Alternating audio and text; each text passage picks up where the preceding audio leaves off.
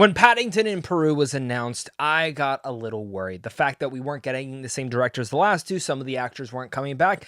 There was kind of just all these nerve-wracking feelings of me going into a new Paddington film and not having the same crew around it. And yes, some people still remain, but it's still worrisome because the first Paddington film is just so delightful. Paddington 2 is amazing and is a masterpiece beyond belief.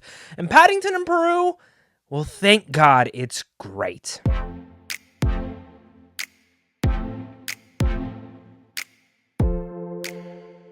What's going on, buddy? Welcome back to a brand new movie review. Today we're discussing Paddington in Peru, and this is when Paddington again returns to Peru with now the Brown family to visit his beloved Aunt Lucy, who now resides at the home for retired bears. With the Brown family in a tow, a thrilling adventure ensues when a mystery plunges them into an unexpected journey to the road to El Dorado. So, going into Paddington 3, it's great.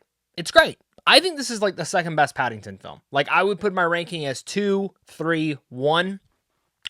I don't think anything's ever going to live up to 2 and like specifically what it like developed in that film and like how you leave Paddington 2 wanting to be a better person. And Paddington in Peru, for the most part, kind of has like some of those same angles, but I think this film actually leans towards, specifically looking at the book, is the more grander scale of Paddington films in like terms of adventure and all that. And honestly, that was one of the things that kind of surprised me. Should have expected that. I didn't really look at any of the trailers, but just from the title alone and the poster, like I should have expected a bigger and grander adventure. And that's kind of what you get here with Paddington and the Brown family. And for me, I thought that was actually one of the most charming aspects of the film. So I'm definitely excited to talk about it. Make sure to leave your thoughts down below, hit that like and subscribe button. And without further ado, let's dive into my pros. So my number one pro for this is it still leaves you with that irresistible smile, that warm, fuzzy feeling the second the film ends. I instantly just wanted to go home and watch all the Paddington films again and then see Paddington in Peru again, because it's just one of those series that genuinely makes you feel good inside. And a lot of that is because of Ben Wishaw's phenomenal voice acting as Paddington. Like, the voice acting for Paddington is such to a high degree that yes, the bear is cute. Yes, the visual effects look amazing on Paddington. Like, probably the best that they've ever looked so far. But it really does come down to the voice and how it embodies emotion, how it embodies cleverness, how it embodies silliness. And without that voice, I personally think for me, it would take away from so much of the emotion of Paddington. And that's one of the things is Paddington is a silly bear first and foremost. Like that's just it. But he always knows what to say and what the right thing to say to someone. And I think for me, Paddington in Peru will be one of those films that is nice to see Paddington go on a bigger adventure, but also it's nice to see how he still attacks and understands and gives that charming love to everyone around him. And for me, the Brown family is also a big piece of this too, because they are Paddington's family.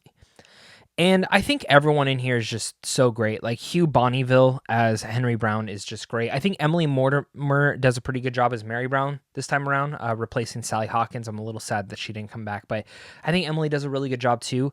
Everyone else, pretty solid as well. Like I have no grievances, but I think like for me, the new cast members is also what kind of takes this to the next level.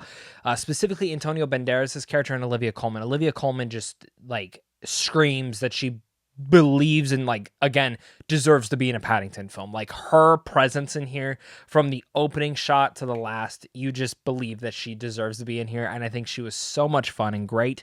Antonio Banderas too, they do give a lot of focus to his character, and I like the backstory to him and specifically what you discover. And that kind of goes down to the mystery and the adventure in here too, is while for the most part you can kind of assume and guess to where the story would go, the actual reveals that you kind of find here, I found to be so heartwarming and really, again, play to that aspect of family that Paddington is so heavily prevalent on. And when it hits to the final few moments of the film, I actually started to get teary-eyed. I smiled. I was like literally in love with the adventure. And I remember there's always a moment in every Paddington film where it kind of just clicks. You can enjoy it for the family fun, but there's always a moment where, or maybe even a couple, where it clicks and you're like, this is why this movie is special. And that's kind of how I felt with Paddington in Peru. Is you watch it, you're enjoying it, you're laughing, you're giggling. It's just one of those films that you can embody all those moments with. And even though you're like really loving the zaniness of certain things, when it gets down to those final few moments, or sometimes even other moments throughout the film, it clicks for you and you're like, yep, that's why I love this movie. That's why I love this movie. That's why this movie is so much fun. And that's why I think and believe that everyone should just love Paddington. If it came down to any issues I had with the film, I think the predictability is like a massive part of it all. And I also think the grander scale of things sometimes do take away from like the themes and thematics. I would have preferred maybe to go for a smaller scale story, even in Peru, but this isn't a giant blockbuster. Just I do understand there is bigger set piece scenes than I kind of even expected, but they didn't bother me. They're more just nitpicks that like, I would have preferred the other thing. That's why Paddington in Peru for me delivers everything a Paddington movie should, only on a grander scale this time around. Yes, it has the heart. Paddington remains as adorable and charming as ever and effortlessly putting a smile on your face with just a look, reminding you as always to do the right thing. I left the theater smiling. I had tears in my eyes by the time it was about to close out, and there is a great end credit scene that I can't recommend enough, especially if you're a Paddington fan. So all that said, I'm going to give Paddington in Peru a B+.